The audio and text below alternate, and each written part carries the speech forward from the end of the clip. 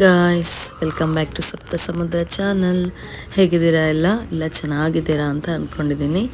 ಸಾರಿ, ನನಗೆ ಸ್ವಲ್ಪ ಹುಷಾರಿಲ್ಲ, ಗಂಟ್ಲು ಹೋಗ್ಬಿಟ್ಟಿದೆ, ಅಡ್ಜಸ್ಟ್ ಮಾಡ್ಕೊಳ್ಳಿ. ಸೊ ಇವತ್ತು ನಿಮಗೆ ಮಸಾಲೆ ಪುರಿ ರೆಸಿಪಿನ ತೋರಿಸ್ತಾ ಇದ್ದೀನಿ.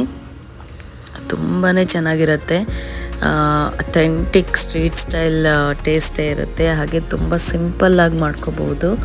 ಸೊ ಹಾಗೆ ಕಮ್ಮಿ ಇಂಗ್ರೀಡಿಯೆಂಟ್ಸಿಂದ ಮಾಡ್ಕೋಬಹುದು. ಸೊ ಹೇಗೆ ಮಾಡೋದು ಅಂತ ನೋಡೋಣ ಬನ್ನಿ. ಇಲ್ಲಿ ನಾನು ಒಂದು ಅರ್ಧ ಬಟ್ಲಷ್ಟು ಬಟಾಣಿ ತೊಗೊಂಡಿದ್ದೀನಿ, ನೆನೆಸ್ಕೊಂಡಿರೋದು. ಆ್ಯಕ್ಚುಲಿ ಇದು ಫ್ರೋಝನ್ ಬಟಾಣಿ. ನೀವು ಹಾಗೆಯೇ ನೆನೆಸ್ಬಿಟ್ಟು ಹಿಂದಿನ ದಿನ ರಾತ್ರಿ ಅದನ್ನು ಯೂಸ್ ಮಾಡಿಕೊಂಡ್ರೆ ಇನ್ನೂ ತುಂಬ ಚೆನ್ನಾಗಿರುತ್ತೆ.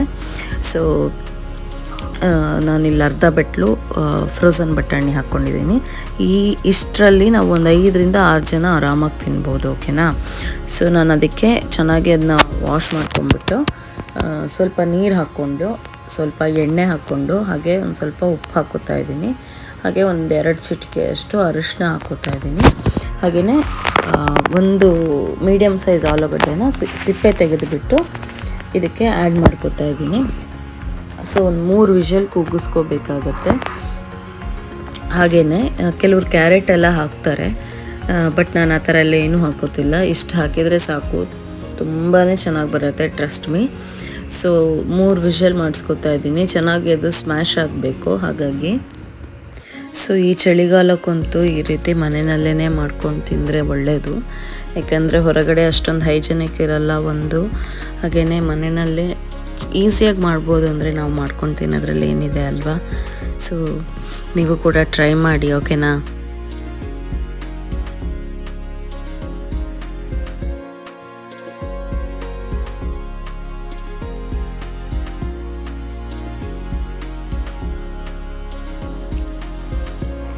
ಸೊ ಈಗ ಇದು ಆಗಿದೆ. ನೆಕ್ಸ್ಟ್ ನಾವೀಗ ಮಸಾಲೆಗೆ ರೆಡಿ ಮಾಡ್ಕೊಳ್ಳೋಣ.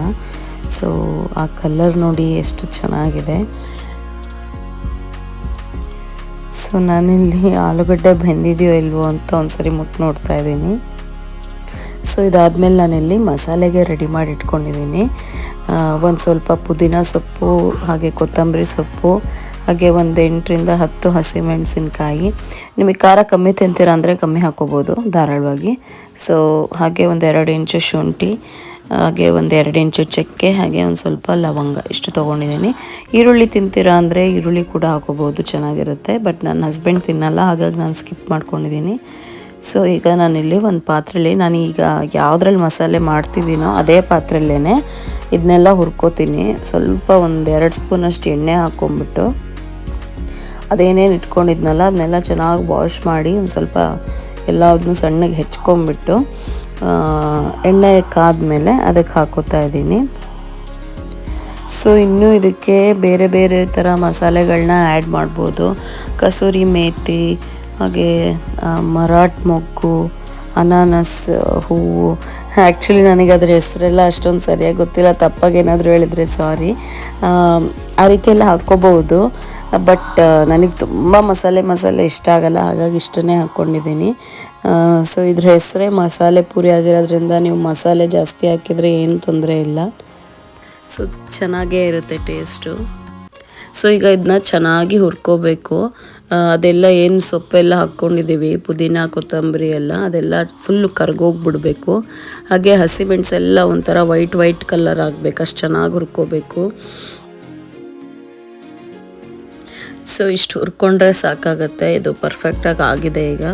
ಸೊ ಇದನ್ನ ನಾನು ಸ್ವಲ್ಪ ಆರಿದ ಮೇಲೆ ಜಾರಿಗೆ ಹಾಕ್ಕೊಂಬಿಟ್ಟು, ಮಿಕ್ಸಿ ಜಾರ್ಗೆ 1-2 ಸ್ಪೂನಷ್ಟು ಬಟಾಣಿ ಏನು ಬೇಯಿಸಿಟ್ಕೊಂಡಿದ್ನಲ್ಲ ಅದನ್ನು ಹಾಕೋತಾ ಇದ್ದೀನಿ. ಯಾವುದೇ ಕಾರಣಕ್ಕೂ ಬಿಸಿದು ಹಾಕ್ಕೊಳಕ್ಕೆ ಹೋಗಬೇಡಿ, ಬಿಕಾಸ್ ನಾನು 2-3 ಸರಿ ಆ ಥರ ತಪ್ಪು ಮಾಡಿ ಮುಖದ ಮೇಲೆಲ್ಲ ಹಾರ್ಬಿಟ್ಟಿತ್ತು. ಸೊ ಹಾಗಾಗಿ ಸ್ವಲ್ಪ ಜೋಪಾನ. ಸೊ ನಾನಿಲ್ಲಿ ಸೌಟಲ್ಲೇ ನೋಡ್ತಾ ಇದ್ದೀನಿ, ಕಟ್ ಮಾಡೋಕ್ಕೆ ಬರಲಿಲ್ಲ.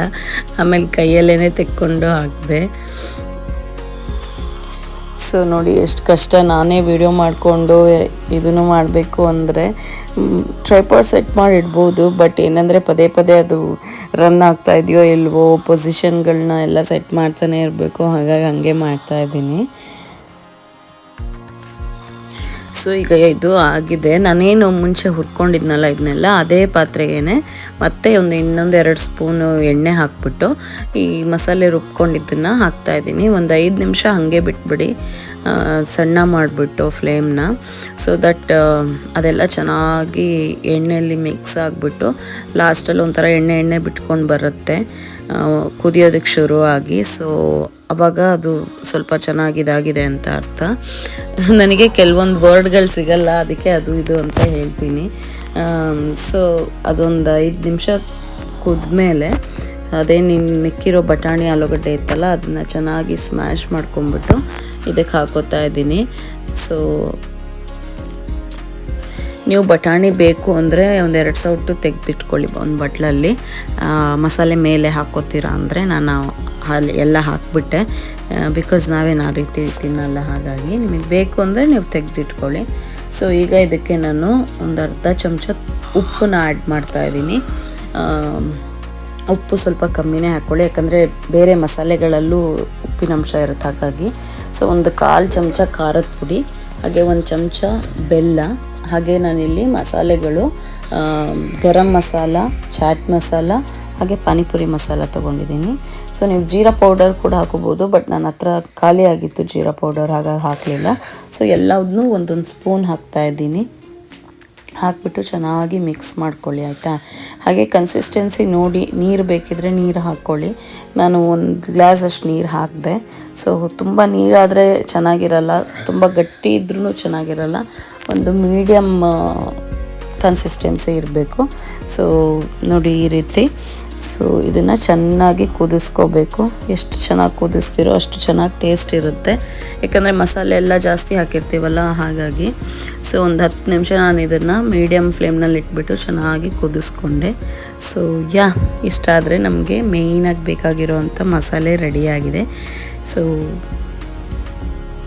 ನೆಕ್ಸ್ಟ್ ನಾನಿಲ್ಲಿ ಕಡಲೆ ಬೀಜನ ಫ್ರೈ ಮಾಡ್ಕೊತಾ ಇದ್ದೀನಿ, ಯಾಕಂದರೆ ಮಸಾಲೆ ಪುರಿ ಮೇಲೆ ಇದನ್ನ ಹಾಕ್ಕೊಂಡ್ರೆ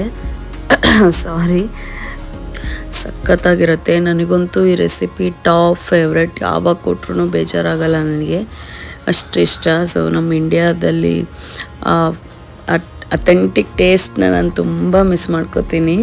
ಸೊ ಇದನ್ನ ಚೆನ್ನಾಗಿ ನೀವು ಫ್ರೈ ಮಾಡ್ಕೋಬೇಕು, ಅದು ಚೆನ್ನಾಗಿ ಒಂಥರ ಕರುಮ್ ಆಗೋ ಥರ. ಸೊ ಇದಾದಮೇಲೆ ನಾನು ಮೇಲ್ಗಡೆ ಟಾಪಿಂಗ್ಸಿಗೆ ಏನೇನು ಬೇಕೋ ಅದನ್ನೆಲ್ಲ ಹೆಚ್ಚಿಟ್ಕೊಂಬರ್ತೀನಿ. ಸೊ ಇಲ್ಲಿ ನಾನು ಮಸಾಲೆ ಮೇಲೆ ಹಾಕ್ಕೊಳ್ಳೋದಕ್ಕೆ ಪೂರಿ ತೊಗೊಂಡಿದ್ದೀನಿ. ಇದು ಅಂಗಡಿಯಿಂದ ತಂದಿರೋ ಪೂರಿ. ಯೂಶ್ವಲಿ ನಾರ್ಮಲ್ ಪೂರಿನೇ ಸಿಗುತ್ತೆ, ಬಟ್ ತುಂಬ ಮೆತ್ತ ಇರುತ್ತೆ, ಆಯಿತಾ. ಅದು ಬಿಸಿ ಮಸಾಲೆ ಹಾಕಿದ ತಕ್ಷಣ ಎಲ್ಲ ಅದು ಒಂಥರ ಮೆತ್ತಾಗಿ ಹೋಗ್ಬಿಡೋದು, ಚೆನ್ನಾಗಿರಲ್ಲ. ಸೊ ಹಾಗಾಗಿ ನಾನು ಇದು ಗುಜರಾತ್ ಅವ್ರದ್ದು ಒಂದು ಬ್ರ್ಯಾಂಡ್ದು 3-in-1 ಪೂರಿ ಅಂತ ತೋರಿಸ್ತೀನಿ ಪಿಕ್ಚರು. ಸೊ ಇಲ್ಲಿಂದ ಯಾರು ನೋಡ್ತಾ ಇದ್ದರೆ ನೀವು ಇದನ್ನು ಟ್ರೈ ಮಾಡಿ, ತುಂಬ ಚೆನ್ನಾಗಿರುತ್ತೆ. ಸೊ ಹಾಗೆಯೇ ಸೇವು, ಟೊಮ್ಯಾಟೊ, ಕೊತ್ತಂಬರಿ, ಕ್ಯಾರೆಟು, ಹಾಗೆಯೇ ಕಡಲೆ ಬೀಜ, ಹಾಗೆಯೇ ಈರುಳ್ಳಿ. ಸೊ ನೋಡಿ ಇದೇ ಪೂರಿ ಅದು. ಸೊ ಈಗ ಮಸಾಲೆ ಪೂರಿ ರೆಡಿ ಮಾಡ್ಕೊಳ್ಳೋಣ.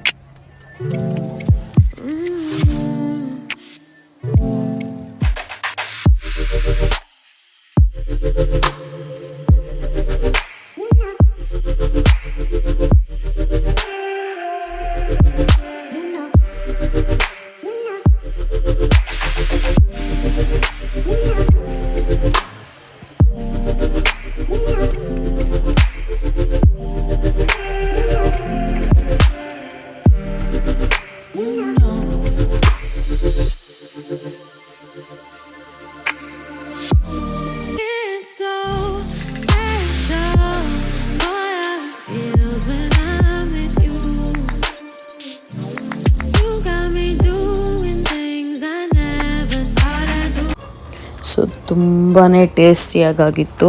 ಸೊ ಐ ಹೋಪ್ ನೀವು ಕೂಡ ಟ್ರೈ ಮಾಡ್ತೀರಾ. ಹಾಗೆ ಹೇಗಾಯಿತು ಅಂತ ನನಗೆ ಕಮೆಂಟ್ ಸೆಕ್ಷನಲ್ಲಿ ತಿಳಿಸಿ, ಓಕೆನಾ? ಟ್ರೈ ಮಾಡಿದ್ರೆ. ಹಾಗೆ ವಿಡಿಯೋ ಇಷ್ಟ ಆಗಿದ್ರೆ ಲೈಕ್ ಮಾಡಿ, ಶೇರ್ ಮಾಡಿ. ಯಾರೆಲ್ಲ ಸಬ್ಸ್ಕ್ರೈಬ್ ಮಾಡ್ಕೊಂಡಿಲ್ಲ ದಯವಿಟ್ಟು ಸಬ್ಸ್ಕ್ರೈಬ್ ಮಾಡ್ಕೊಳ್ಳಿ. ಮತ್ತೆ ಮುಂದಿನ ವಿಡಿಯೋದಲ್ಲಿ ಸಿಗೋಣ. ಅಲ್ಲಿವರೆಗೂ ಎಲ್ಲರಿಗೂ ನಮಸ್ಕಾರ. ಟೇಕ್ ಕೇರ್, ಬಾಯ್.